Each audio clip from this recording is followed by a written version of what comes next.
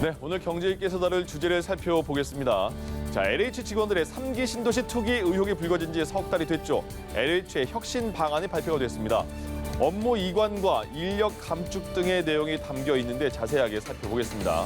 그리고 주요 7개 나라 G7 재무장관들이 법인세와 관련해서 역사적인 합의가 이루어졌다 이런 평가가 나오는 합의를 했습니다. 자, 글로벌 법인세율 인하 경쟁을 멈추고 대형 IT 기업들의 조세 회피를 차단하기로 뜻을 모은 겁니다. 자, 어떤 합의길래 이런 역사적인 합의라는 표현까지 나오는지 짚어보겠습니다. 경제일기 브리핑이었습니다.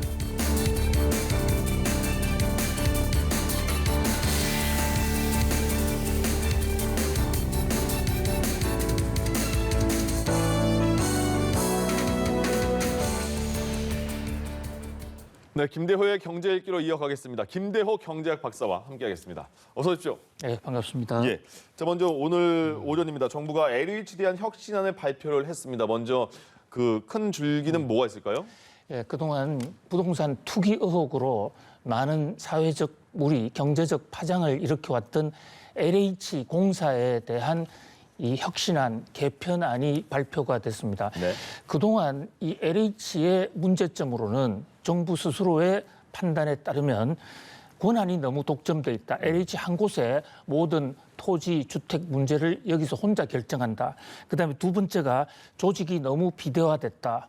그다음에 세 번째가 권한에 대한 어떤 내부 통제가 잘 안 된다. 이런 문제를 이제 지적을 하면서 여기에 대한 대책을 아주 다각도로 발표를 했는데요. 우선 이 권한이 너무 독점되어 있기 때문에 특히 이제 문제가 되는 이 권한에서는 국토의 입지 조사, 어느 지역에다가 신도시를 개발할까 하는 그 굉장히 중요한 길입니다. 이것을 국토부가 다시 환수해 가기로 했습니다. 그래서 이제 더 이상 LH 공사는 국토 입지 조사나 입지 선정에 개입하지 못하고 오로지 본연의 목적인 토지, 주택, 그다음에 주거복지 이 세 가지 이제 업무에만 국한시키겠다.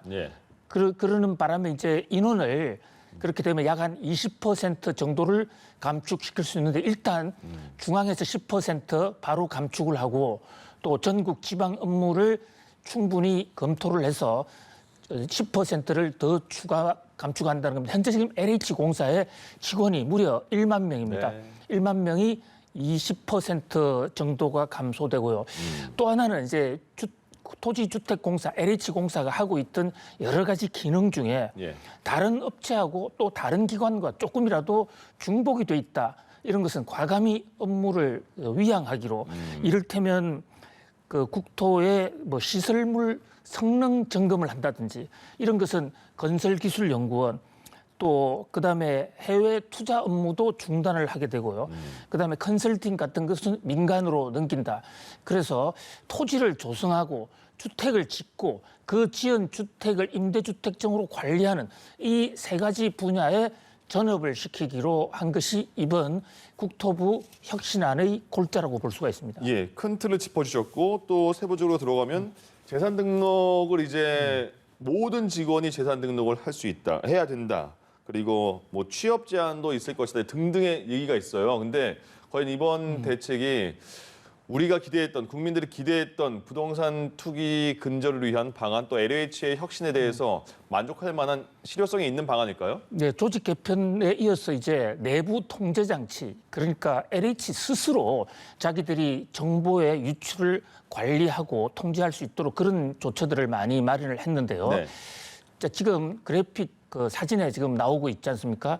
재산 등록 대상이 그동안에는 임원 7명이었습니다. 그런데 이것을 전 직원, 이제 LH공사 직원들은 전부 다 재산 등록을 해야 됩니다.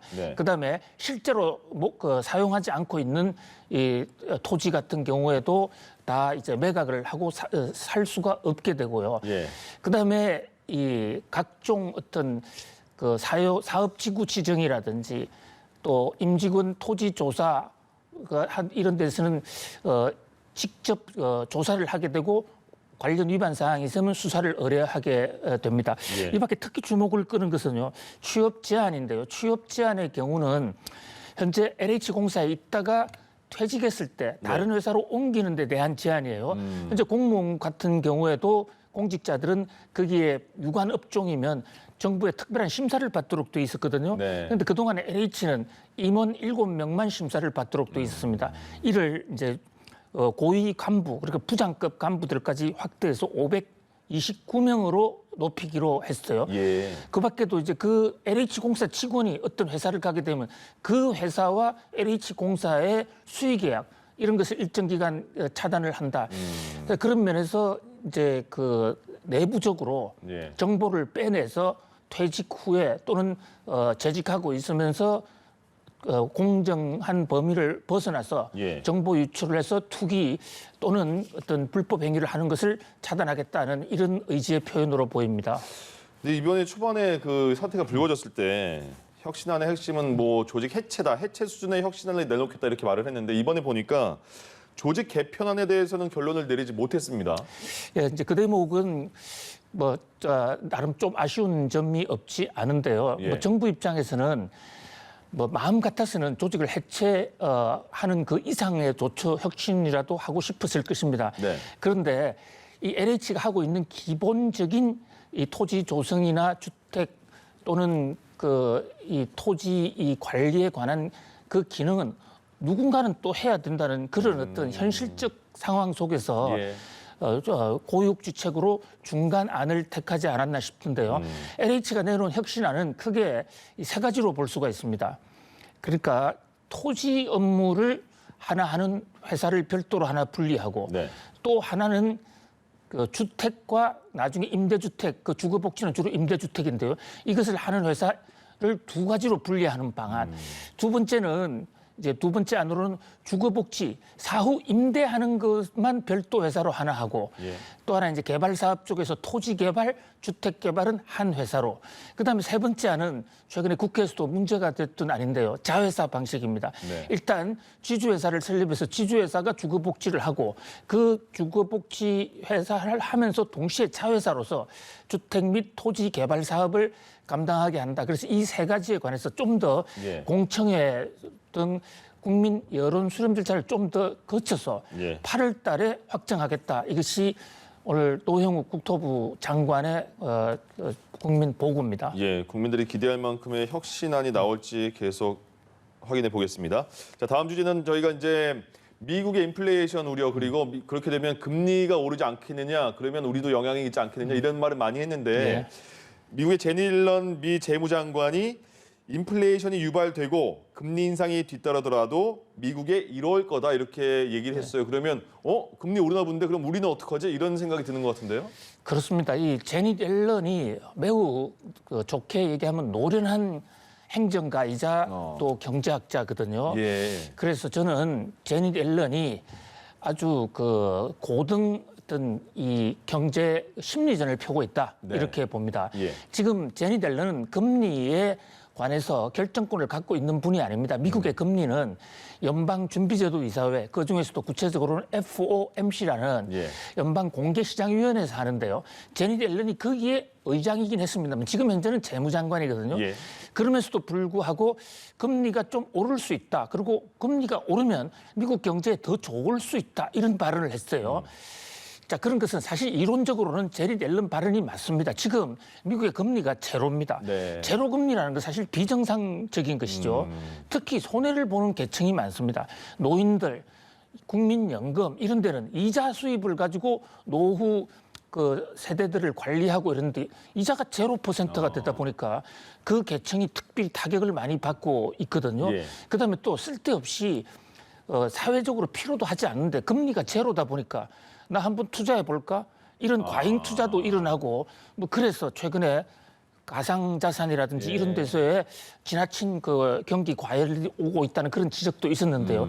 그런 면에서 이제 시그널도 주면서 금리가 좀 크게 갑자기 많이 오르면 충격이 있겠지만 소폭 오르는 것은 미국 경제에 도움이 될 수도 있다. 예. 이런 원론적인 얘기를 하면서 지금 앵커님 말씀하신 대로 미국의 재무장관이 이런 얘기를 하면 많은 사람들이 금리가 오르는 거 아니야? 이렇게 놀랄 수가 있거든요. 네. 바로 그 점을 노린 겁니다. 그러니까 언젠가 미국의 금리는 올라가게 돼 있습니다.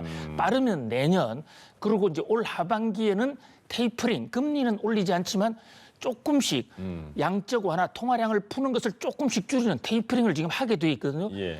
그런데 그때 가서 갑자기 하면 사람들이 너무 놀라고 당황해서 시장에 충격이 올 수 있으니까 그것을 우리 경제학에서는 테이퍼 텐트럼 현상이라고 그러는데요. 네. 이것을 예방주사를 먼저 맞게 하자.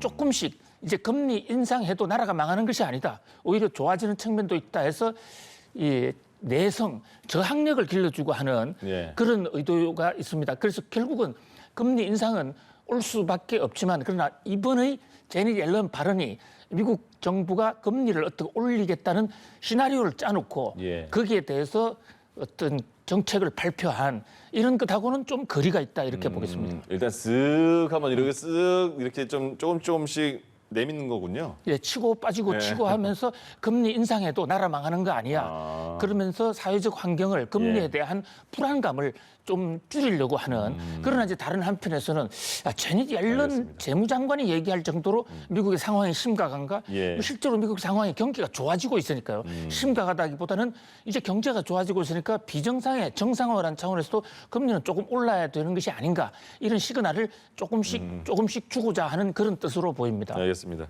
자, 그리고 G7 주요 7개 나라 재무장관들이요.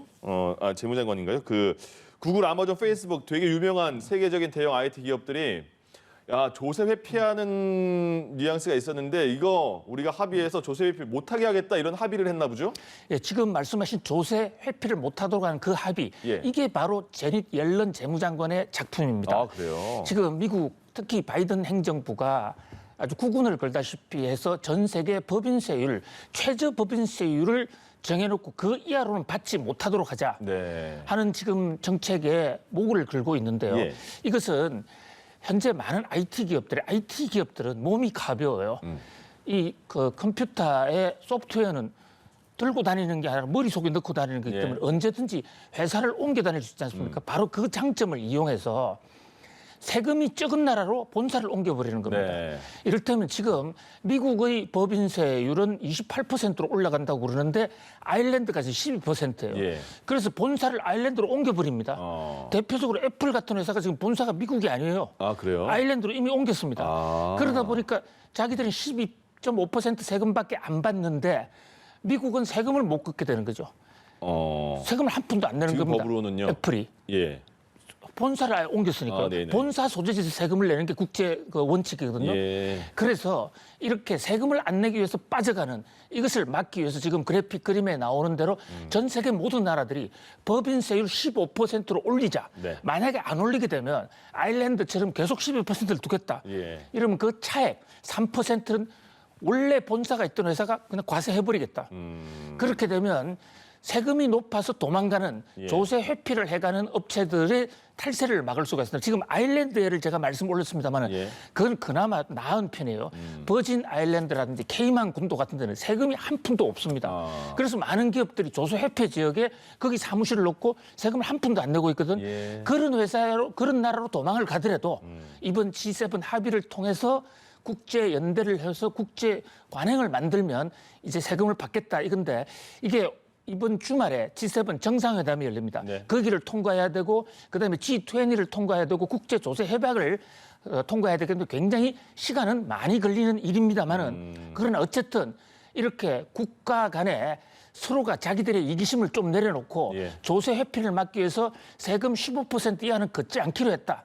이것은 굉장히 역사적인 의미가 있는 글로벌 어그리먼트, 히스토릭 어그리먼트라고 할 수가 있겠습니다. 그럼 이게 이제 합의가 이제 다 되고 실현이 되면 구글 같은 경우에 우리나라 유튜브를 우리나라가 굉장히 많이 하니까 우리나라에서 번 수익이 굉장히 많았을 텐데 그만큼 세금을 안 냈나 보죠. 이게 바뀌면 구글도 우리나라 세금 많이 냅니까? 그럼? 예, 지금 이 G7에서 합의한 게 두 개가 있는데요. 네. 지금 말씀드린 것은 글로벌 최저 법인세를 15%로 하겠다. 이것은 본사가 있는 데를 기준으로 하니까 네. 우리나라에 지금 구글이 들어와서 장사를 하고 있습니다. 영업을 하고 있고 애플도 들어와서 하고 있는데 그것은 본사가 외국에 있으니까 우리는 과세를 못했어요. 그러네요. 그런데 이 대목에 대해서 이번에 또 하나의 합의가 나왔습니다. 네. 무슨 얘기냐면요. 본사가 없는 회사가 하더라도 어떤 나라에 가서 영업을 할 때 10% 이상의 영업이익을 올리면 돈을 많이 벌면 그 번 돈의 20%는 그 나라에서 세금을 내라. 본사가 어디 있든지 간에 그러니까 한국에 와 있는 구글, 애플, 아마존, 넷플릭스 이런 거 한국에 본사가 아예 없거든요. 네. 그동안에 수천억, 수조 원의 세금 이 돈을 벌어도 우리는 세무조사도 못했고 그 사람들이 얼마나 돈을 버는지도 모릅니다. 네. 이를테면 유튜브에 대해서도 구글이 얼마만큼 돈을 버는지 우리는 모르고 있어요. 그런데 이제는 앞으로 적어도 영업이익률이 10%가 넘어가면 그 20%는 소득이 발생하는 나라에서 뱉어내라, 토해내라 했는데 우리나라 같은 경우가 여기에 피해를 많이 받아왔는데 네. 이 법이 만약에 국제 합의가 통과된다면 나름대로 그 우리나라 기업들도 글로벌 IT 기업으로부터 예. 어느 정도 세금을 받아낼 수 있는 그런 초석이 마련될 수 있을 거고요. 세금은 못 받더라도 예. 저 세금을 받는 것을 근거로 해서 세무 조사는 할 수 있는 그런 어떤 역사적인 전환점이 될 수 있을 것으로 보입니다. 돈 번 지역에 세금을 내라 이런 것 같은데 그러면 우리나라도 수출하는 그런 대기업들 있잖아요.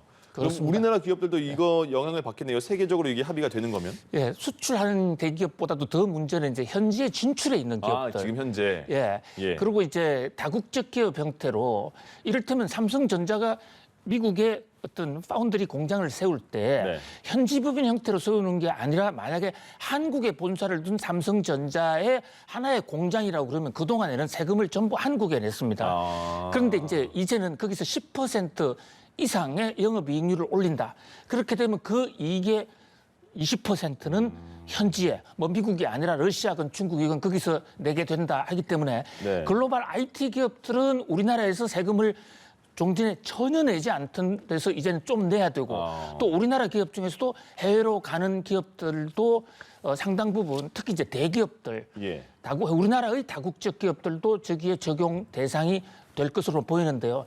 그런데 기본적으로 합의는 했습니다만은 앞으로 갈 길이 상당히 멀기 때문에 그래요? 시행이 되기에는 앞으로 시행이 될지 안 될지도 아직 최종적인 합의도 나오지 않았고 시간은 상당히 많이 걸릴 것으로 봅니다. 그러나 전 세계 그 G7 세계에서 예. 제일 잘 가는 7나라가 근본적으로 합의했다. 그리고 그 방향으로 나아가기로 했다. 이것은 굉장히 주목할 만한 사항이고요. 우리나라 기업들이나 우리 세무당국 또 과세당국 정부에서도 여기서 상당히 정말 신중하게 생각을 하면서 국제연대 새로 만들어지는 국제 질서에 우리가 주도적으로 참여를 하면서 저 태도를 선도적으로 우리 위주로 만들어 오는 그런 경제 외교에 좀 역량을 발휘해야 될 때로 보입니다. 알겠습니다. 여기까지 하겠습니다. 김대호의 경제 읽기 김대호 경제학 박사와 함께했습니다. 고맙습니다. 감사합니다.